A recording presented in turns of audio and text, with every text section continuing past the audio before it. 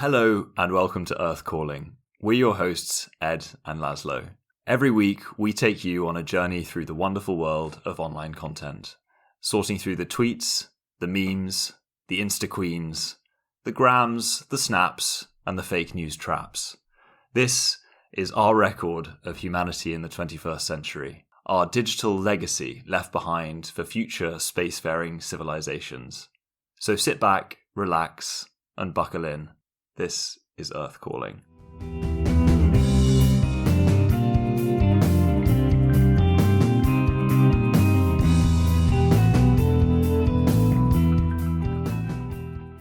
This week, Ed and I connected on LinkedIn, the world's go-to professional networking platform, or Facebook for grown-ups, as some people would. Well, I think technically Facebook is very much a grown-up platform now. Recently, that's true, actually. Well, you might want to say, the Snapchat, if you were a bit more Yes, current. or the TikTok for grown-ups. Touché. LinkedIn, the TikTok for grown-ups, and we discovered that there's a lot more to building your online career than meets the eye. So put on your suit and ties, fasten those uber black seatbelts, and head into meeting room 33B with Earth Calling. Now, Ed, please tell me your 3 greatest strengths and 3 greatest weaknesses. My 3 greatest strengths and weaknesses. Have you had that question? I have, and I dare not reveal my true answers, but, it's always difficult with your greatest weakness because, you get people who say, I'm just too conscientious.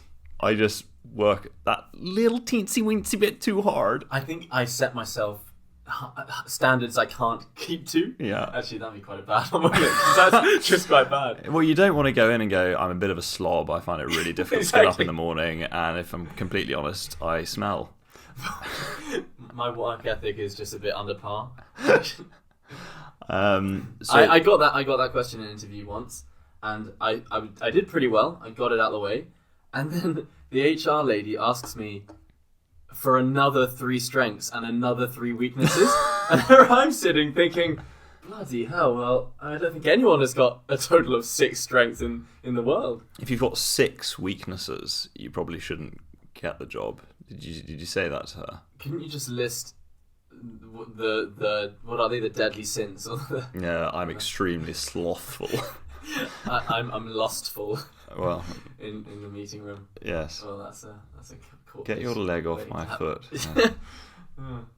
But LinkedIn. Yes. So Lazlo, when did you join LinkedIn? Are you on LinkedIn? I'm on LinkedIn. I'm on LinkedIn I've been on there for quite a while. I'd say probably 6-7 years. And I really rarely use it, to be honest. And there's a lot of people who confess to being LinkedIn addicts who constantly are on the newsfeed checking, who has got the latest promotion, who's got this and that. But I've never ever seen the appeal. It's not my thing. Do you spend time on LinkedIn?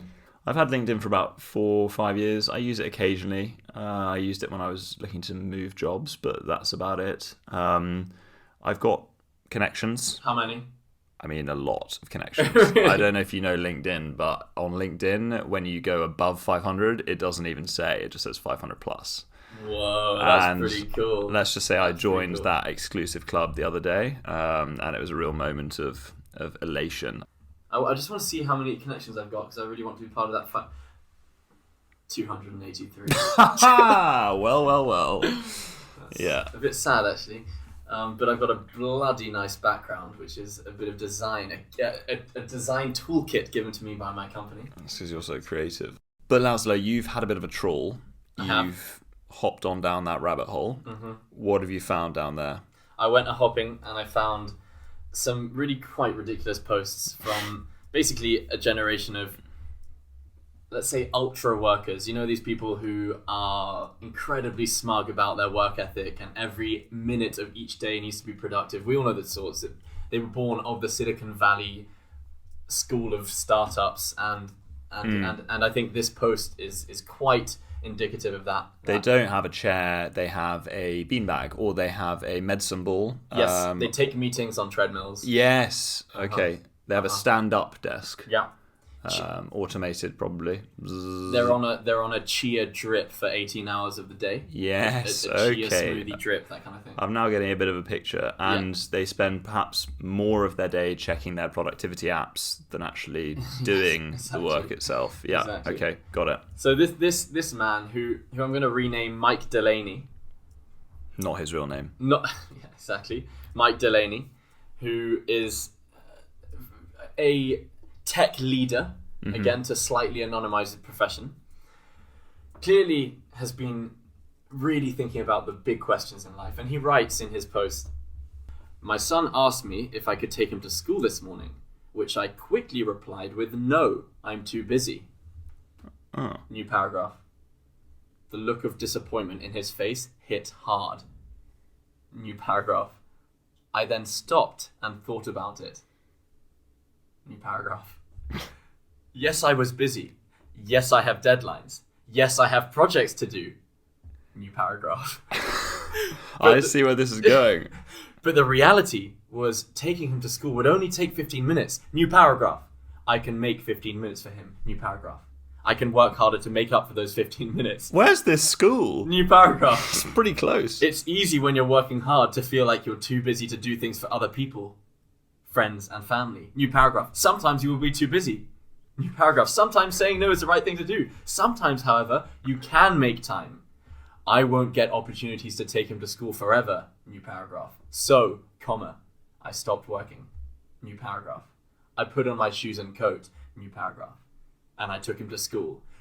New paragraph. "We talked, we laughed, and those 15 minutes were valuable. They were so, so valuable." What a wonderful little story. Is that littered with emojis? Because I noticed that on LinkedIn you do get a lot of emojis, or is he? No, this is it's got no emojis. I Really? really wanted to stress the new paragraph bit because Yeah, it's insane. written It must be long. You must have had to click to expand that one. I did. And part of it's written like a haiku. The "yes, I was busy, yes, I have deadlines, yes, I have projects to do." It's done this little triplet that basically could easily be a haiku, but of course it doesn't observe the 5-7-5 syllable structure we all know and love from haikus. To me, that is just the epitome of humble bragging in this nonsensical working mindset. Yeah, I mean, how many minutes did it bloody take him to write that? How Exactly. many paragraphs did it take him to write that? And that brings me nicely to a fellow who I will name because he's not to be shamed for this at all. Anatoly Gachkov, who sounds like he could be of Russian or Slavic origins. Молодец. And he's, by the way, his title doesn't make much sense to me, and therefore maybe this is a case of people in glass houses shouldn't throw stones. His title is Accredited Serialization Guru. Serialization guru. Yes, Okay. yes. He's not of the kind of cornflakes variety, more of the They're killing people. Yes. Oh, No. plot twist. He's a guru of serialization. I think he probably puts barcodes on lots of objects in supermarkets. He says, "If you have time for such posts, you definitely have half an hour for your son. I like this. Otherwise, you should rethink your priorities, mate." And he gets 8 likes for that. How many likes did old Liam get, or whatever he's called? I didn't see actually. Oh, I didn't see. I only screenshot. I guess is the past tense.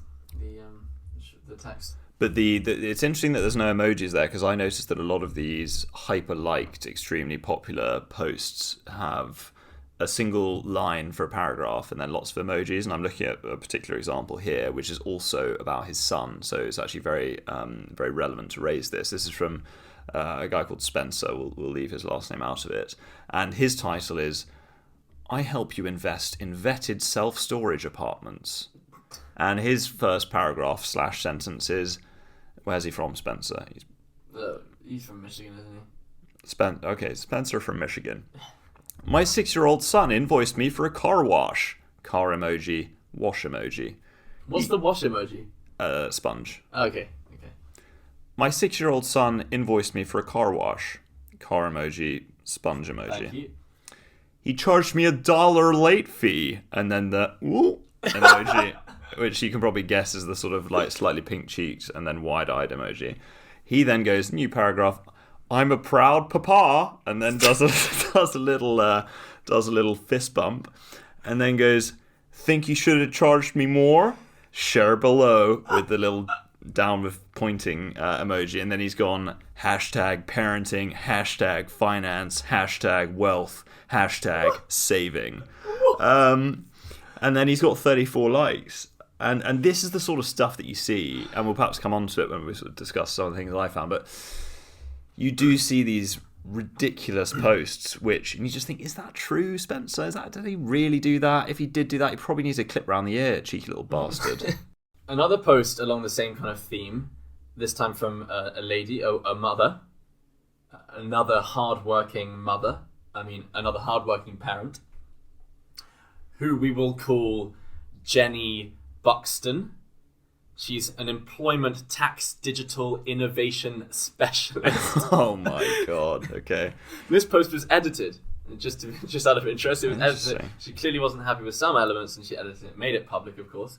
And she gives us a very sweet role play between her and her daughter. Again, imagine this highly wired, incredibly ambitious, but ultimately a bit smug and misled professional. This is the problem, though. It's all about their children and about this to try and maintain some strange work-life balance, and they're sharing it with the world. It's very odd. Anyway, Jenny, do go on. So Jenny, where's she from? We don't know. We don't know where she's from. Probably Spanish. Jenny from Spain. Okay. No, from Spain. From Spain? Pero claro que sí. De España. Okay, vamos entonces. Okay, el daughter say, I'm not gonna. You won't understand a word of what I say if I do it in a Spanish accent. Okay, it's a dialogue between daughter and her. Daughter, Mummy, are you playing on a computer game? Me, no, sweetheart. I'm exploring the Deloitte virtual campus for work. Daughter, are you sure you're not playing a game? It really looks like you are. It looks fun. Oh my god. Jenny, no, this really isn't a game, but it is lots of fun. Smiley emoji. I wonder how she did the smiley emoji in conversation, because it's in quotes. The smiley emoji. She just turned to her daughter and went. Points to her phone. That's how I'm feeling right now. And the daughter, the last line says, "That's so cool. I hope I have a job like yours one day." Oh. And this is all accompanied by a picture of that very remote game. It was not a game, crucially.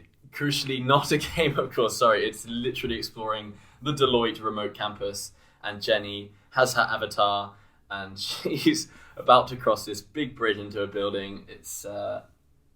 I mean, I have to say it does look pretty fun. But to me, it sounds pretty terrifying. I mean, I haven't seen the screenshots, so maybe the screenshot's quite beguiling, but it sounds like a sort of demented version of The Sims, where, you can't actually make them kiss in the swimming pool, or remove the stairs so they can't get out. You make them kiss in the conference room. Well, exactly. Maybe it gets a whole different meaning of corporate skullduggery. But yeah, I mean, the idea of spending your free time wandering around the Deloitte office is as opposed to chilling out with your daughter who's actually in the same room, or is the idea that this is her work to build this world? What do we know? No. I believe this is probably part of some networking event in the lockdown, right? And she's about to join the fray because I can't see any other avatars. She's a bit lonely in this digital world. She should probably find where the action's at. How do you get out of a networking conversation in a digital networking session? You can't say, "Oh, I just need to nip to the loo or top up my drink." Well, no, you don't need to do that. I can see it's a bit like lockdown in general, actually. When you're on these work calls and you're there, boom, join the Zoom. You come in and then you finish one of these work drinks, and then it's like, I really ought to be off now. It's like, no, that's literally illegal. You've got nowhere to be. Are you a webcam off kind of guy? No, I'm webcam on pretty much. Yeah. I think it's a bit suspicious if webcam's off. Yeah. What do you think? When you're cooking rice in the middle of the morning, you do want to turn off your webcam. Exactly. That's what I mean by suspicious. Oh, that. Okay, yes. So if someone's webcam off, I'm like, they're either in bed or they're cooking rice. Another little post that caught my attention, which is very innocent, very short, but I thought it was worth bringing up, is by a man called Taylor Offer, whose name I also haven't anonymized because it's not too incriminating and it's just quite funny.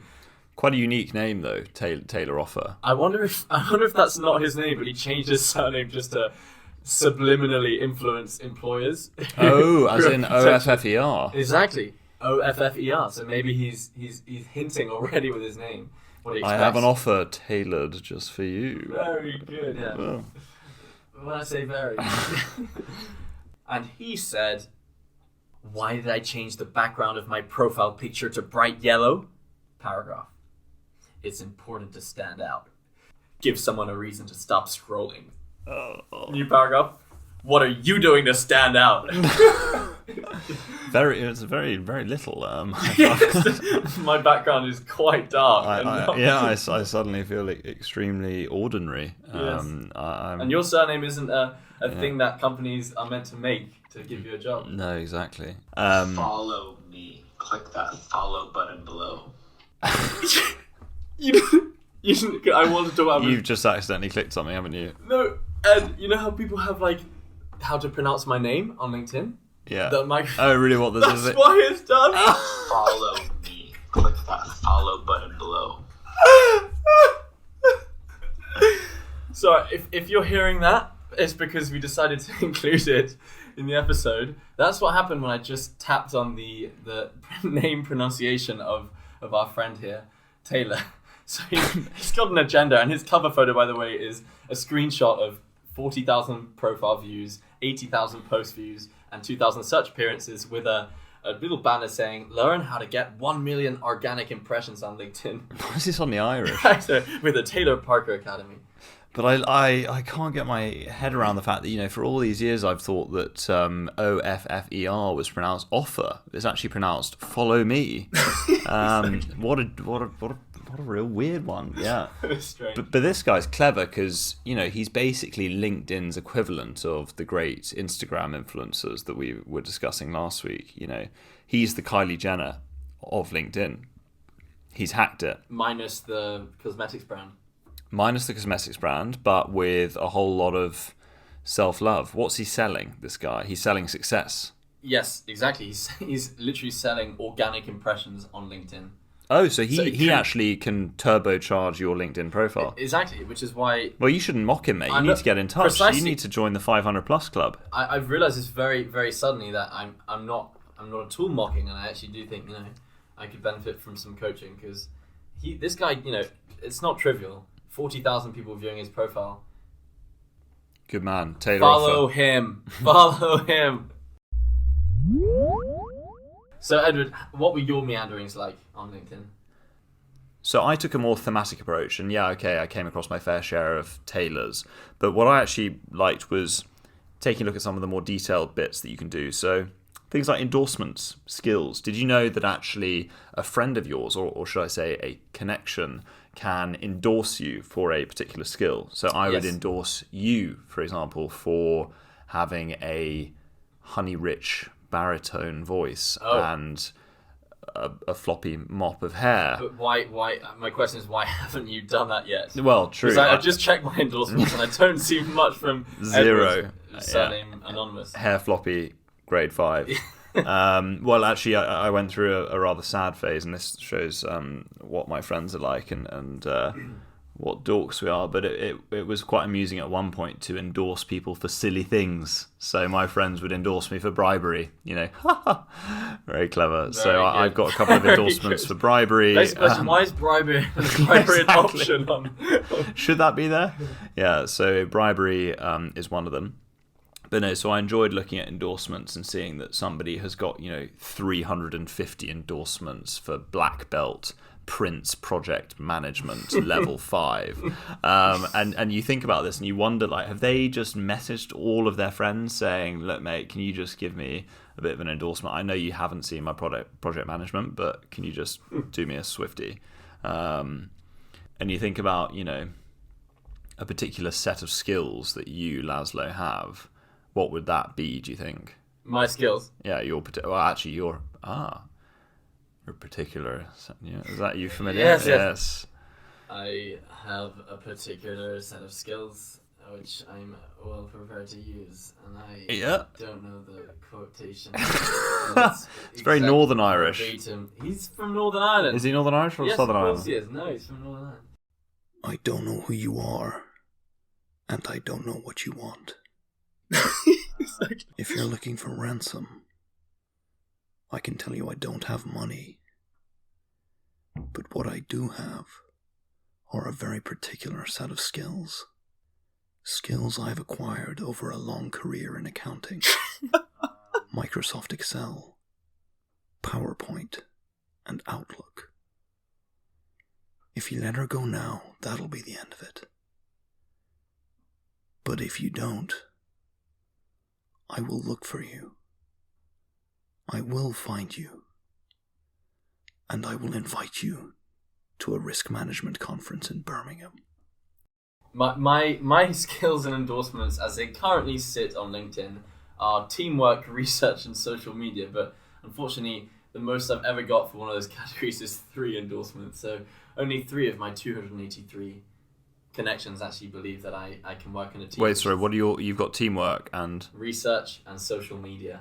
Oh, nice. Social media, what, is that just having Facebook open on your desktop when it should be working? Really good at social media. Well, it's good that you're doing a podcast about it, about the various social media. True. Yes. Very knowledgeable. But I want more robust endorsements, to be honest. I'd love some, analysis. Or some of the heavy hitting. Yes, data restructuring. Yes. Or semantic refactoring. Something that sounds cool. Semantic refactoring? I made it up. That was very I made it up. playful. Semantic refactoring, I guess, probably just means changing the order of a sentence. So I'm very good at that. But yes, I'm lacking endorsements. I'll just be honest. And what are your endorsements? I'll throw you a bone and give you a few endorsements, I think. Please do. Well, okay, actually, what skills do I have? So, leadership, 1 from a guy called Eddie Jan. Thank you very much. I don't. Well, he thinks you're a bloody good leader. I've got 7 for social media. Wow, for industry knowledge. 7 for social media. Languages, French, 10 endorsements. What? So, hang on a second. Does that just mean that you're fluent at French? If people endorse you... Bon, bah, ça veut dire que je parle français, quoi. Mais moi aussi, mais je n'ai pas d'endorsement. T'as pas d'endorsement? D'endorsement? I don't think they're called endorsement, but yeah, business development. What does that mean? BD, developing business. BD, yeah. Big development. Big development energy. Mm-hmm. It's a bit like a CV. I mean, LinkedIn is your virtual CV, of course, and any good CV is a great work of fiction. Can you attest to that from a personal level? Well, I mean, I wouldn't want to get too much into the detail, but... what were you doing between 2015 and 16? Really? Yes, exactly. Where were you really? You weren't running a successful startup worth several billion. Yeah, but I mean, with CVs, it's a little bit like Lance Armstrong on the Tour de France. I mean, everybody is in their tent injecting EPO. You got to be on there. Come on. I mean, if you're not juicing a little bit, then you're fully behind. You're a fool. LinkedIn is, of course, an airbrush of reality, like so many of our social networks. In terms of themes, though, I very much did enjoy pulling out this idea of karma, the idea that the universe rewards people who do good deeds. And there's so much of this. I don't know if you came across any of it, but in the feed, the news feed, you'll find a lot of people who say that they did something good. You know, they gave money to a homeless man on their way to a big presentation and then they won the client, or, you know, they decided to miss an important board meeting because there was a cat stuck up a tree, and actually the next day they were rewarded with a big contract. And I found a great parody of this precise behavior. So it's so prolific that it's actually been parodied. And this is how it goes. LinkedIn influencer, : Yesterday, I was walking to an interview. There was a starving dog on the road. I stopped to feed the starving dog, and I therefore missed the interview. The next day, however, I got a call asking me to come in and to do the interview. I was surprised, but I went anyway. The interviewer came into the room. He was the dog. I love it. I mean, that just sums up that particular strand of LinkedIn karma. Imagine being interviewed by a dog. But then, of course, the man realised that he'd actually gone for an interview at a totally different profession than what he wanted, and the dog said, "Mate, you're barking up the wrong tree." I'm not sure you're suited for the role of quality control officer at Pedigree Chum Inc. You seem to be a little bit human, and despite the fact that I'm very grateful that you fed me yesterday, I am in fact going to have to turn you down at this point, and I will not be able to make you a Jason offer, a Taylor offer. Bugger, so close. Very close, very close. Now, introducing you to the employees, the dog says. Introducing you to the employees. Now, that's Ryan. He's from HR. That's Sue. We don't like her. She's from the sales department. We call her Shih Tzu. Ah, I like it. Yeah. Thank you. Is there any other names you, or that's it? The joke was leading to that moment. I don't have much else. It was, yeah. There was a lot of I prepared for that one moment, basically. If you think about dog breeds, your Labradors are going to be in sales. Labrador probably in sales. Totally disagree. That's wow. Very, very. You need terriers in sales. Yeah. Okay. Very, very verbal. Or very mouthy. Pitbull's kind of the security. Look, having owned a terrier in the past, a Norfolk Terrier, if you're interested, right. Very cute dogs. They're very verbal, very, very vocal. Bloody annoying, to be honest. But well, why don't you own it anymore? Why do you think, Ed? Got rid of it. He died. Oh God. What happens to I thought dogs? you were going to tell me that he became the CEO of Pedigree Chum. No, I'm in serious mode.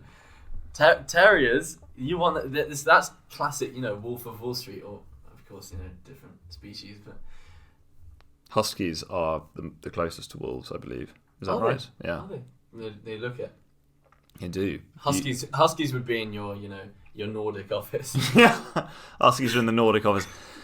Oh, hello. Very nice to see you. I don't think we've seen anybody from the head office recently.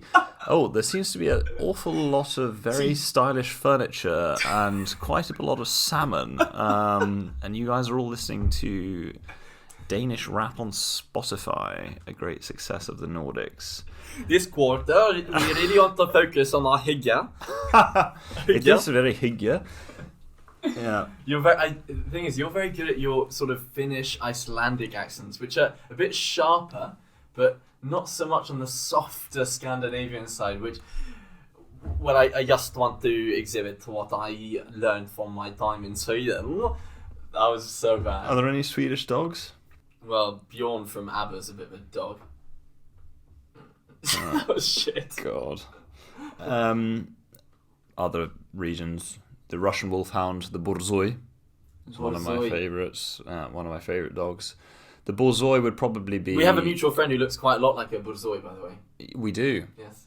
And now you've coloured my sort of... I don't know where he would sit in this fictitious Pedigree Chum business. He would probably be He's a travelling sales rep. Do you think travelling sales rep with a nice lead? Oh. Very good. Who's the CEO? What dog is the CEO? I've got my answer. It's a Great Dane. That's your answer, is it? It's a Great Dane. The Great Dane's the CEO.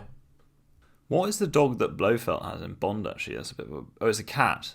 It's a white cat. The white cat, yeah. And of course cats, Cat, realistically, the CEO of the dog company is a cat. Let's be honest. It's a cat that's literally just like flicking a few things around. Pretending to be a dog. Yeah. Well, I think that's all we've got time for this week. If you've had fun, as always, do please hit that subscribe button, give us a rating, and share this podcast with your friends. Yes, and join us next week when we'll venture forth into Reddit, arguably the happiest and most harmonious of social networks out there today. What treasures does the world's largest auction house for memes hold, and how will we fare in the peculiar and particular world of subreddits? Join us next week. Earth out.